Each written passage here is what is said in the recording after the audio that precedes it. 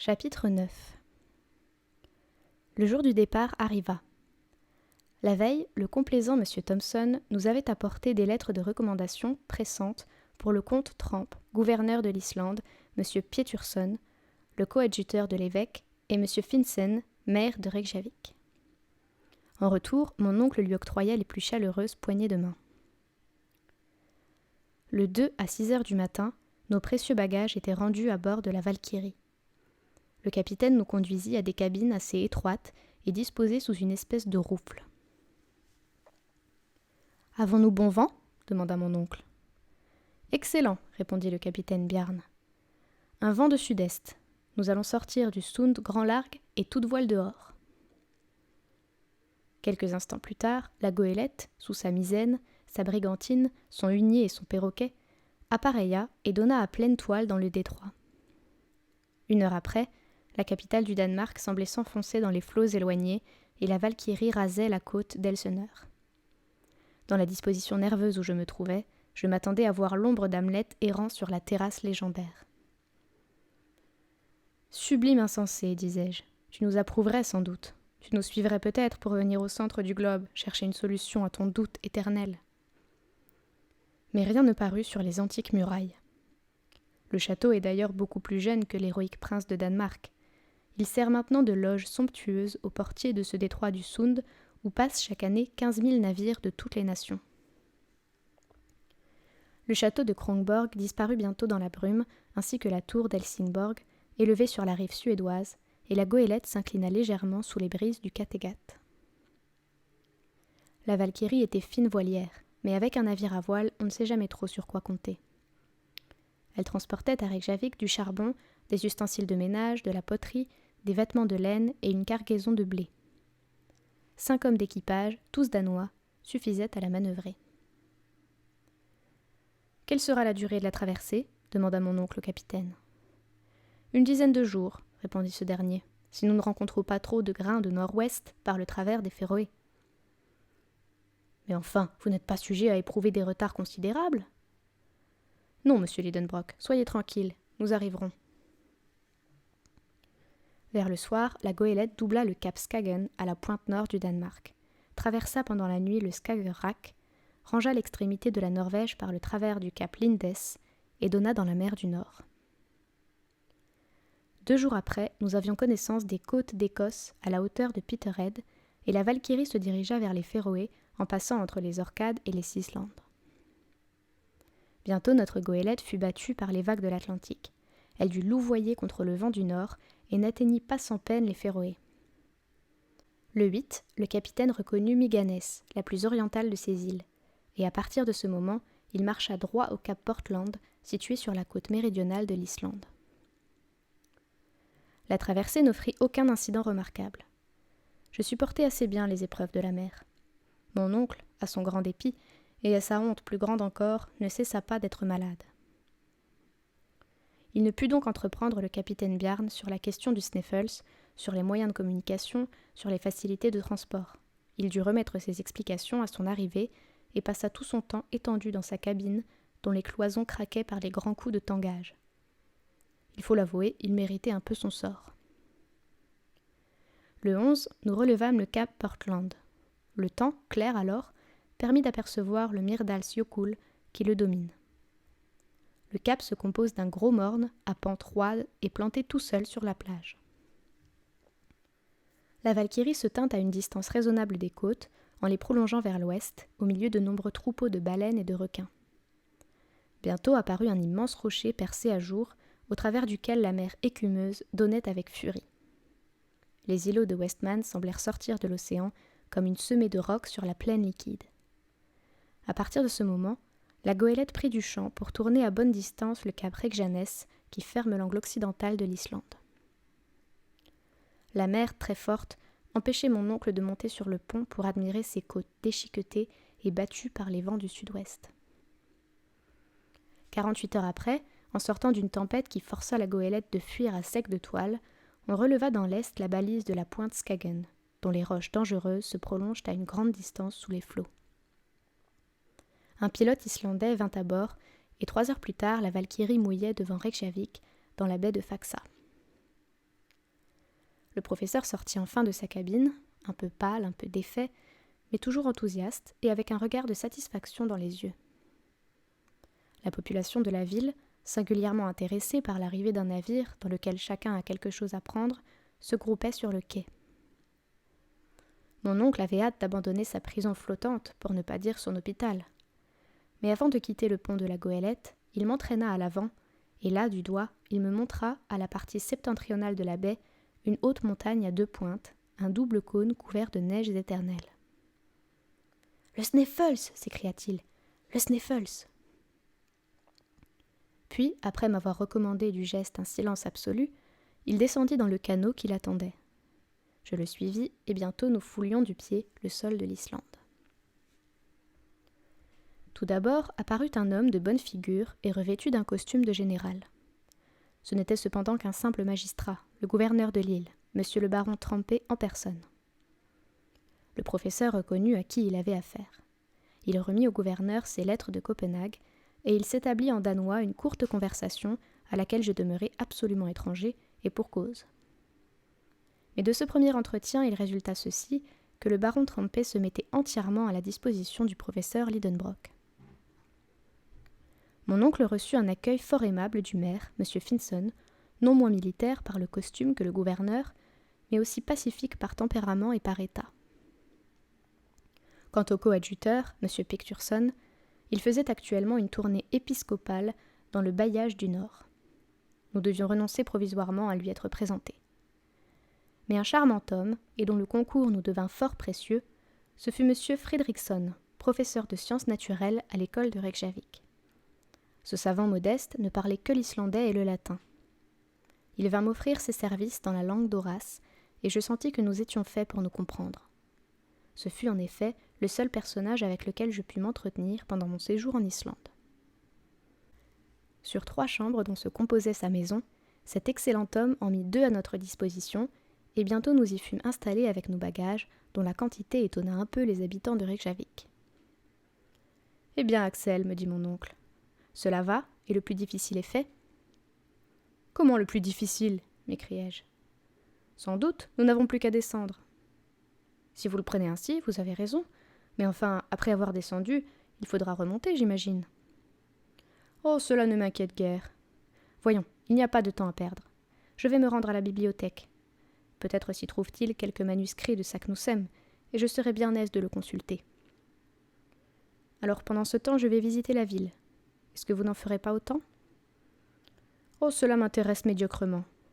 Ce qui est curieux dans cette terre d'Islande n'est pas dessus, mais dessous. Je sortis et j'errai au hasard. S'égarer dans les 2 rues de Reykjavik n'eût pas été chose facile. Je ne fus donc pas obligé de demander mon chemin, ce qui, dans la langue des gestes, expose à beaucoup de mécomptes. La ville s'allonge sur un sol assez bas et marécageux, entre 2 collines. Une immense coulée de lave la couvre d'un côté et descend en rampe assez douce vers la mer. De l'autre s'étend cette vaste baie de Faxa, bornée au nord par l'énorme glacier du Sneffels, et dans laquelle la Valkyrie se trouvait seule à l'ancre en ce moment. Ordinairement, les gardes-pêche anglais et français s'y tiennent mouillés au large, mais ils étaient alors en service sur les côtes orientales de l'île. La plus longue des 2 rues de Reykjavik est parallèle au rivage. Là demeurent les marchands et les négociants, dans des cabanes de bois faites de poutres rouges horizontalement disposées. L'autre rue, située plus à l'ouest, court vers un petit lac, entre les maisons de l'évêque et des autres personnages étrangers au commerce. J'eus bientôt arpenté ces voies mornes et tristes. J'entrevoyais parfois un bout de gazon décoloré, comme un vieux tapis de laine râpé par l'usage, ou bien quelque apparence de verger, dont les rares légumes, pommes de terre, choux et laitues, eussent figuré à l'aise sur une table lilliputienne. Quelques giroflées maladives essayaient aussi de prendre un petit air de soleil. Vers le milieu de la rue non commerçante, je trouvai le cimetière public, enclos d'un mur en terre, et dans lequel la place ne manquait pas. Puis, en quelques enjambées, j'arrivai à la maison du gouverneur, une masure comparée à l'hôtel de ville de Hambourg, un palais auprès des huttes de la population islandaise.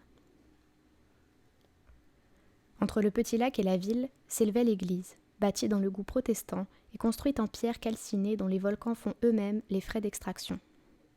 Par les grands vents d'ouest, son toit de tuiles rouges devait évidemment se disperser dans les airs au grand dommage des fidèles.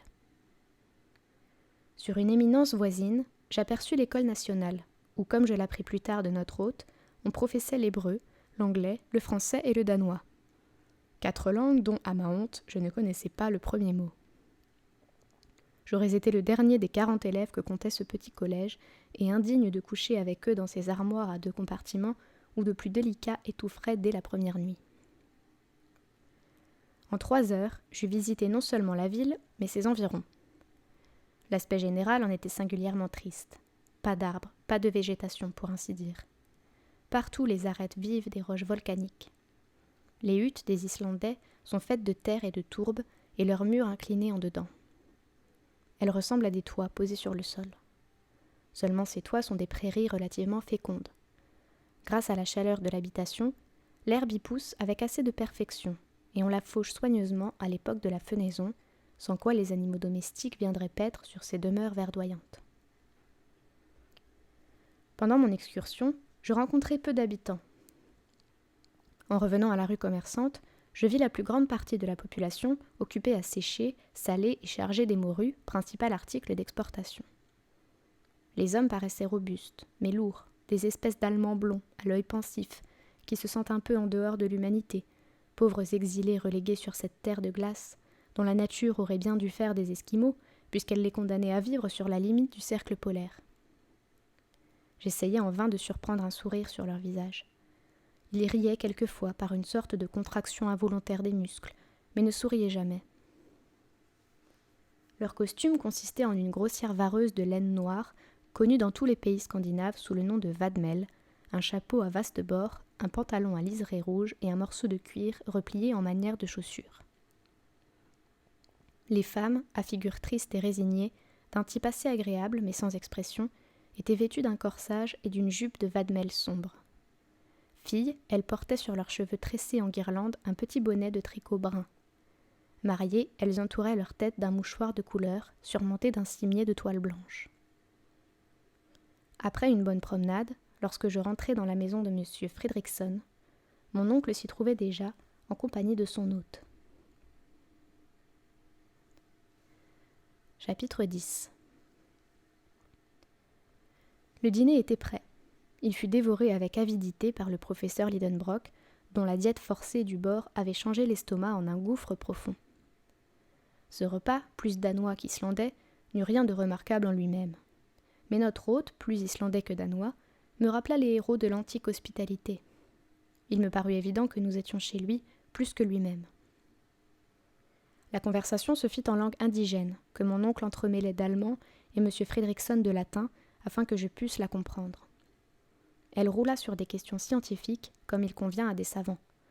Mais le professeur Lidenbrock se tint sur la plus excessive réserve, et ses yeux me recommandaient à chaque phrase un silence absolu touchant nos projets à venir. Tout d'abord, M. Fredriksson s'enquit auprès de mon oncle du résultat de ses recherches à la bibliothèque. « Votre bibliothèque !» s'écria ce dernier. « Elle ne se compose que de livres dépareillés sur des rayons presque déserts. »« Comment ?» répondit M. Fredriksson. « Nous possédons 8000 volumes, dont beaucoup sont précieux et rares, des ouvrages en vieille langue scandinave, et toutes les nouveautés dont Copenhague nous approvisionne chaque année. »« Où prenez-vous ces 8000 volumes ? » ?»« Pour mon compte. »« Oh, monsieur Lidenbrock, il court le pays. On a le goût de l'étude dans notre vieille île de glace. Pas un fermier, pas un pêcheur qui ne sache lire et ne lise. Nous pensons que des livres, au lieu de moisir derrière une grille de fer, loin des regards curieux, sont destinés à s'user sous les yeux des lecteurs. Aussi ces volumes passent-ils de main en main, feuilletés, lus et relus, et souvent ils ne reviennent à leur rayon qu'après 1 an ou 2 d'absence. En attendant, répondit mon oncle avec un certain dépit, les étrangers... Que voulez-vous ? Les étrangers ont chez eux leur bibliothèque, et avant tout, il faut que nos paysans s'instruisent. Je vous le répète, l'amour de l'étude est dans le sang islandais. Aussi, en 1816, nous avons fondé une société littéraire qui va bien. Des savants étrangers s'honorent d'en faire partie. Elle publie des livres destinés à l'éducation de nos compatriotes et rend de véritables services au pays. Si vous voulez être un de nos membres correspondants, monsieur Lidenbrock, vous nous ferez le plus grand plaisir. Mon oncle, qui appartenait déjà à une centaine de sociétés scientifiques, accepta avec une bonne grâce dont fut touché M. Fredrickson. « Maintenant, reprit celui-ci, veuillez m'indiquer les livres que vous espériez trouver à notre bibliothèque, et je pourrai peut-être vous renseigner à leur égard. » Je regardai mon oncle. Il hésita à répondre. Cela touchait directement à ses projets. Cependant, après avoir réfléchi, il se décida à parler. « Monsieur Fredrickson, dit-il, je voulais savoir si parmi les ouvrages anciens, vous possédiez ceux d'Arne Saknussemm. » « Arne Saknussemm » répondit le professeur de Reykjavik. « Vous voulez parler de ce savant du XVIe siècle, à la fois grand naturaliste, grand alchimiste et grand voyageur ? » « Précisément. Une des gloires de la littérature et de la science islandaise. Comme vous dites, un homme illustre entre tous, je vous l'accorde, et dont l'audace égalait le génie. Je vois que vous le connaissez bien. » Mon oncle nageait dans la joie à entendre parler ainsi de son héros. Il dévorait des yeux M. Fredrickson. « Eh bien, demanda-t-il, ces ouvrages ? » ?»« Ah, ces ouvrages, nous ne les avons pas. »« Quoi ? En Islande ? » ?»« Il n'existe ni en Islande ni ailleurs. »« Et pourquoi ? » ?»« Parce que Arne Saknussemm fut persécuté pour cause d'hérésie et qu'en 1573, ses ouvrages furent brûlés à Copenhague par la main du bourreau. »« Très bien, parfait !» s'écria mon oncle, au grand scandale du professeur de sciences naturelles. « Hein ?» fit ce dernier. « Oui, tout s'explique, tout s'enchaîne, tout est clair, et je comprends pourquoi Saknussemm, mis à l'index et forcé de cacher les découvertes de son génie, a dû enfouir dans un incompréhensible cryptogramme le secret. »« Quel secret ?» demanda vivement M. Fredrickson. « Un secret dont... » répondit mon oncle en balbutiant. « Est-ce que vous auriez quelques documents particuliers ?» reprit notre hôte. « Non, je faisais une pure supposition. »« Bien, » répondit M. Fredrickson, qui eut la bonté de ne pas insister en voyant le trouble de son interlocuteur. « J'espère, ajouta-t-il, que vous ne quitterez pas notre île sans avoir puisé à ses richesses minéralogiques. »« Certes, » répondit mon oncle, « mais j'arrive un peu tard.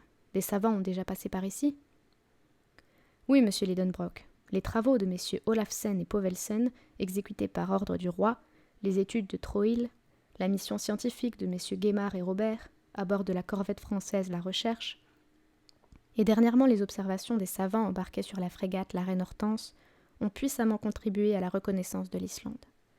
Mais croyez-moi, il y a encore à faire. « Vous pensez ?» demanda mon oncle d'un air bonhomme, en essayant de modérer l'éclair de ses yeux. « Oui, que de montagnes, de glaciers, de volcans à étudier qui sont peu connus. Et tenez, sans aller plus loin, voyez ce mont qui s'élève à l'horizon. C'est le Sneffels. »« Ah, fit mon oncle, le Sneffels. Oui, l'un des volcans les plus curieux et dont on visite rarement le cratère. »« Éteint ? » ?»« Oh, éteint depuis 500 ans. »« Eh bien, répondit mon oncle, qui se croisait frénétiquement les jambes pour ne pas sauter en l'air, j'ai envie de commencer mes études géologiques par ce Fessel. Comment dites-vous ? Sneffels, reprit l'excellent M. Fredrickson. Cette partie de la conversation avait eu lieu en latin. J'avais tout compris et je gardais à peine mon sérieux à voir mon oncle contenir sa satisfaction qui débordait de toutes parts. Il essayait de prendre un petit air innocent qui ressemblait à la grimace d'un vieux diable. « Oui, fit-il, vos paroles me décident. Nous essaierons de gravir ce Sneffels, peut-être même d'étudier son cratère. »« Je regrette bien, répondit M. Fredrickson, que mes occupations ne me permettent pas de m'absenter. Je vous aurais accompagné avec plaisir et profit. »« Oh non, répondit vivement mon oncle. Nous ne voulons déranger personne, M. Fredrickson. Je vous remercie de tout mon cœur. La présence d'un savant tel que vous eût été très utile, mais les devoirs de votre profession... » J'aime à penser que notre hôte, dans l'innocence de son âme islandaise, ne comprit pas les grosses malices de mon oncle. « Je vous approuve fort, monsieur Lidenbrock, dit-il, de commencer par ce volcan. Vous ferez là une ample moisson d'observations curieuses. Mais dites-moi, comment comptez-vous gagner la presqu'île de Sneffels ? » ?»« Par mer, en traversant la baie. C'est la route la plus rapide. »« Sans doute, mais elle est impossible à prendre. »« Pourquoi ? » ?»« Parce que nous n'avons pas un seul canot à Reykjavik. »« Diable ! Il faudra aller par terre, en suivant la côte. Ce sera plus long, mais plus intéressant. Bon, je verrai à me procurer un guide. J'en ai précisément un à vous offrir. Un homme sûr, intelligent ? Oui, un habitant de la presqu'île. C'est un chasseur d'eider, fort habile, et dont vous serez content. Il parle parfaitement le danois. Et quand pourrai-je le voir ? Demain, si cela vous plaît. Pourquoi pas aujourd'hui ? C'est qu'il n'arrive que demain. À demain donc, répondit mon oncle avec un soupir. Cette importante conversation se termina quelques instants plus tard par de chaleureux remerciements du professeur allemand au professeur islandais. Pendant ce dîner, mon oncle venait d'apprendre des choses importantes, entre autres l'histoire de Saknussemm, la raison de son document mystérieux, comme quoi son hôte ne l'accompagnerait pas dans son expédition et que dès le lendemain, un guide serait à ses ordres.